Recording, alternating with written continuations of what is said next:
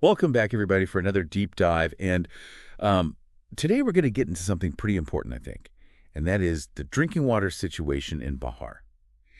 And let me tell you, the stuff that we found is a little concerning, to say the least. We're not just talking about taste or, mineral content here. We're talking about serious contamination issues with, potential health risks. I'm talking about arsenic, fluoride, Yeah. iron contaminants you don't want in your water glass. Right. So we've got the latest Bihar Economic Survey, insights from a top gastroenterologist in the state, and we'll take a look at what the government is doing to address this crisis, or trying to address this crisis.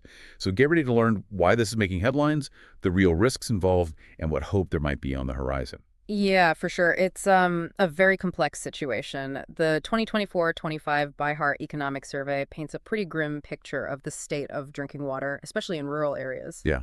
And the numbers are really quite startling. Over 30,000 rural wards, that's over 25% of the total, have been identified as having unsafe drinking water. And when we say unsafe, we're not just talking about, a little off. We're talking about contamination levels that significantly exceed what's considered acceptable. Yeah, unsafe is really a euphemism. I mean, we're talking about water that has the potential to cause both immediate and long-term health problems. So let's kind of dive into the specifics of these contaminants. Okay. First up, we've got arsenic, Right. affecting a staggering 4,709 wards. Wow. Now, we all know arsenic is bad news. Right. But what makes it so dangerous when it comes to drinking water? Well, arsenic is a naturally occurring element, but it's also a very potent toxin. Long-term exposure through drinking water can lead to a host of serious health problems like skin lesions, cardiovascular disease, and even various types of cancer. Yeah, it's scary to think something so readily available, something we need to survive, can also be so harmful. Absolutely. The survey also highlights fluoride as a major concern. We found that 3,789 wards are grappling with excessive fluoride levels. Now, isn't fluoride good for our teeth? It is, in small doses. That's why we have it in toothpaste. Right. But when it comes to drinking water, high levels of fluoride can actually be very detrimental to bone health. It can lead to a condition called skeletal fluorosis, which causes pain, stiffness, and even skeletal deformities. So it's a case of too much of a good thing, That's right. like those cookies that look amazing but are so hard they break your teeth. Exactly. What about iron? Okay. The report shows iron contamination in a whopping 21,709 wards. That's more than arsenic and fluoride combined. Wow. Yeah, that's significant. So why is too much iron in our drinking water a problem? Well, iron is an essential mineral, yes. But excessive iron in drinking water can cause its own set of issues. It can affect the taste and color of the water, making it unappealing. More importantly, it can interfere with the absorption of other essential nutrients and potentially lead to gastrointestinal problems. So we're talking about a multifaceted problem here. Different contaminants, different health risks, and a massive scale of impact. Before we move on, I think it's important to highlight some of the districts that are particularly affected. Absolutely. Districts like Buxar, Bhojpur, Patna, Saran, Vaishali, Lakhisarai, Darbhanga, Samastipur, Begusarai, Khagaria, Munger, Katihar, Bhagalpur, Sitamarhi, Kaimur, Rohtas, Aurangabad, Gaya, Nalanda, Nawada, Sheikhpura, Jamui, Banga, Supal, Madhepura, Saharsa, Araria, and Kishanganj are facing some of the most severe challenges. Wow, that's a lot. It is a lot, yeah. If you have family or friends in these areas, it might be a good time to check in with them and make sure they're aware of the water situation. You know it's important. Yeah, it's a reminder that this isn't just about numbers on a page. It's about real people and their health. Now, we can't talk about this issue without looking at what the government is doing to address it. They've rolled out several ambitious schemes and projects. It's a mixed bag of potential solutions and potential pitfalls. Yeah. So let's get into that. Okay. It's encouraging to see the government taking this issue seriously. Their Har Ghar Nal scheme, which aims to provide piped water to every household, is a huge step in the right direction. But the key question is, will they be able to ensure the safety and quality of the water being delivered through those pipes? Yeah, piped water doesn't necessarily equal safe water, Right. right? Especially when we've seen such widespread contamination in the groundwater sources. Exactly. Regular and rigorous water quality monitoring will be absolutely essential to the success of this scheme. And it's not just about piped water. There's also been a push to eliminate hand pumps, particularly by PHED Minister Niraj Kumar Singh. It seems hand pumps have become the villains in this story, Mm. but they've been a lifeline for so many rural communities for decades. What's the reasoning behind phasing them out? Well, hand pumps are often poorly maintained, and they can be susceptible to contamination, especially in areas where groundwater is already compromised. So it's not the hand pumps themselves that are the problem, but rather the lack of maintenance and the underlying water quality issues. Right. That makes sense. Yeah. And let's not forget about multi-village schemes, or MVS for short. These are large-scale water treatment projects designed to address contamination at a more centralized level. So instead of relying solely on individual households to purify their water, these MVS aim to treat the water before it even reaches the villages. It sounds promising. It does. It has the potential to be a game changer, but it will require significant investment and long-term commitment to ensure its effectiveness. So the government seems to be exploring all avenues here. And speaking of avenues, there's also a focus on utilizing surface water sources like rivers. Right. Surface water can provide a very viable alternative to contaminated groundwater, but it comes with its own set of challenges in terms of treatment and distribution. Yeah, the Sun River project is a prime example. It aims to bring treated water from the Sun River to Aurangabad, Delhi, and Sasaram within 2 years. That's a tight timeline for such a massive undertaking. It is. And while the Ganga Water Supply Scheme is already providing water to Gaya, Rajgir, and Nawada, the long-term sustainability and effectiveness of these projects will depend on careful planning, execution, and most importantly, consistent monitoring.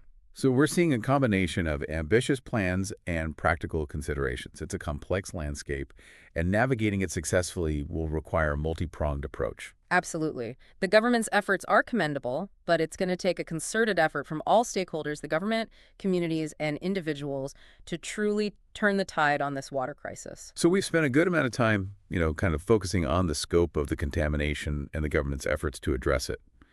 But what about the people you know on the ground dealing with this crisis every single day? Right. To get that perspective, that firsthand perspective, we spoke with Dr. Manoj Kumar, a leading gastroenterologist in Bihar, who's seeing the direct impact of this unsafe drinking water on people's health. Yeah. So what were some of Dr. Kumar's insights?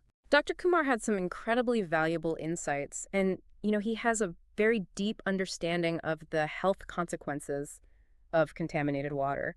And his recommendations are really a call to action for everyone involved. He doesn't mince words. He calls this contamination a full-blown health crisis and stresses the urgent need for a multi-pronged approach to tackle it.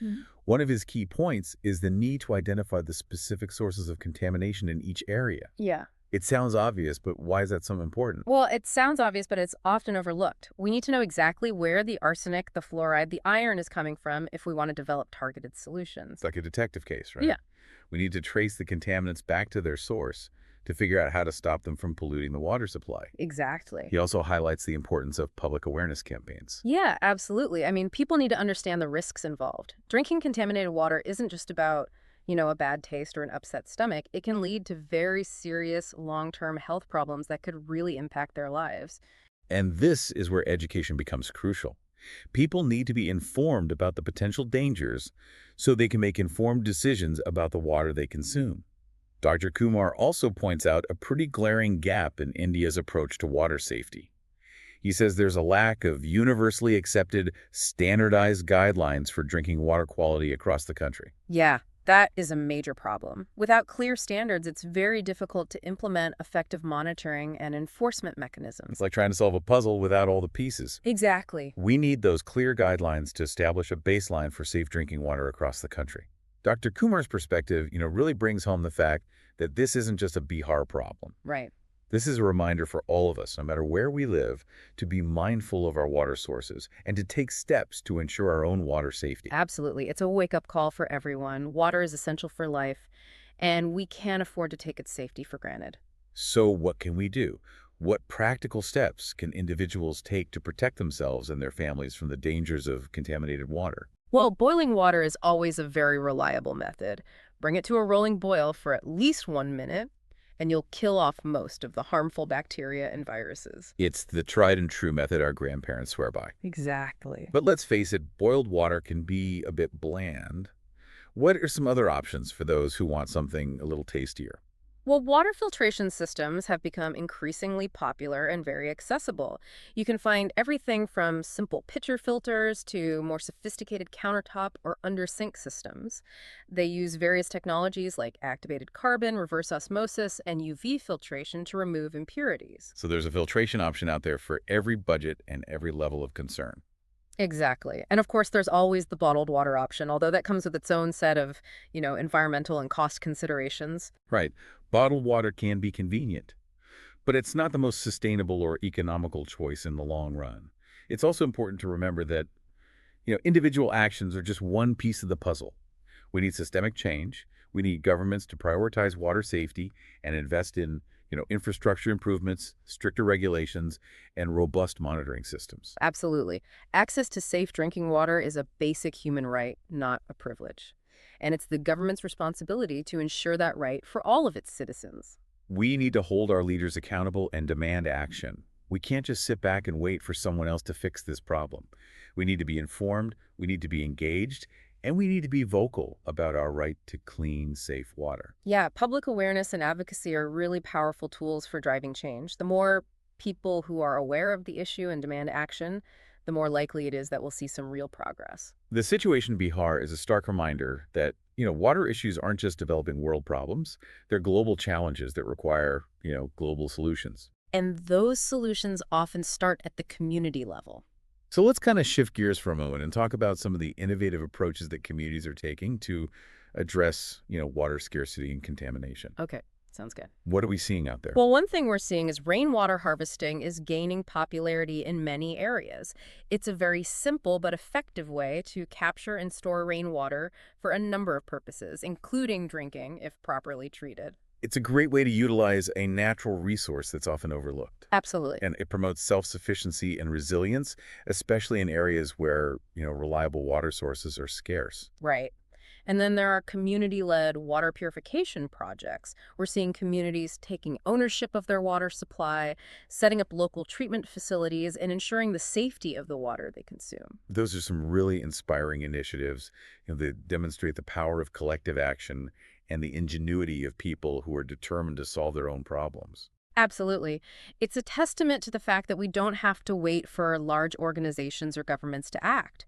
We can take matters into our own hands and make a difference right now, right here in our own communities. So what stands out to you about those community-driven solutions? Well, they're often more sustainable in the long run because they're tailored to the specific needs and resources of that community. It's about finding solutions that fit the context Right. rather than imposing a one-size-fits-all approach. Exactly. These community initiatives are really like a beacon of hope in what can often feel like a very daunting and overwhelming challenge. Yeah, they really are. They show us that even in the face of adversity, there's always room for innovation, collaboration, and a sense of agency. And that's a powerful message and one we really need to amplify. So what can our listeners do to get involved, to be a part of the solution, even if they don't live in Bihar? Well, there are many ways to contribute. You can support organizations working on water issues in developing countries. You can advocate for stronger water policies in your own community, or you can simply educate yourself and others about the importance of water conservation and water safety. Every action, no matter how small, can make a difference. Right. Because when it comes to water, we're all interconnected. We are. We all share this precious resource, and it's our collective responsibility to protect it for ourselves, for future generations, and for the health of our planet. It's a responsibility we can't afford to ignore. Well said. Now, before we wrap up this deep dive, we want to leave you with a thought-provoking question, something to ponder as you go about your day. What role do we, as individuals and communities, play in ensuring safe water for everyone? Is it just the government's responsibility, or is there something more we can do? That's a great question. It's a question we all need to grapple with. We've explored the challenges, we've explored the solutions, we've explored the importance of individual action. Now it's time to reflect on our own roles in this global water story. Because the story of water is ultimately the story of humanity. And it's a story that's still being written. Yeah. And we hope you'll join us in shaping the next chapters. All right, so we're back for the final part of our deep dive on Bihar's water woes. We've covered a lot. We really went deep into how widespread this contamination is And, we talked about the government's plans and what we can do as individuals. Yeah, it's been a really informative discussion, I think, and hopefully a real eye-opener for a lot of folks. Yeah, I hope so too. So before we sign off, let's maybe just sort of like recap, right? Give our listeners some key takeaways, some practical tips they can actually use in their own lives, to stay safe, to stay informed. Think of it as like a water safety toolkit. Yeah, a toolkit for navigating this complex issue. And I think that awareness is really the first and most important tool in that kit. The Mhm. more people know about their water, the better they can protect themselves. Right, But exactly. yeah, Don't just assume your water is safe. Do some research. Check those water quality reports for your town. Ask questions, right? absolutely. Knowledge is power, and, in this case, it could really be the key to preventing some serious health issues. Right. And if you notice anything weird about your water, like a funny taste or a strange color, don't just ignore it. Report it right away, Yeah. to your water supplier or your local health department, whoever you need to. Yeah, exactly. Early detection and reporting can really help prevent things from getting worse, those larger scale contamination issues. For sure. Now, we've talked about, boiling water, filtering it. Those are good ways to purify your water at home. But are there other things people can do, just to minimize their exposure to contaminants, just kind of in general? Yeah, definitely. Think about your water usage. Simple things like installing a low-flow shower head or faucet can really make a difference, believe it or not. It's true. Conserving water not only reduces strain on the whole water system, but also means you're consuming less water overall. Right. Less exposure to anything harmful. That's a win-win. Exactly. But, and I think this is really important, we can't forget the bigger picture here. This isn't just about individual actions, it's about that collective responsibility. Yeah, for sure. We need to support those organizations working to, get safe water to communities all over the world. Right. Whether it's volunteering, donating, or just raising awareness, it all adds up. Because Yeah. when it comes to water, we really are all in this together. Absolutely. We all share this one precious resource. We've got to protect it for ourselves, for our kids, and for the planet. Yeah, couldn't have said it better myself. All right, well, that wraps up our deep dive on Bihar's water crisis. Thanks to everyone for listening and joining us for this pretty important conversation. Remember to stay informed, stay curious about where your water comes from, and most importantly, stay hydrated.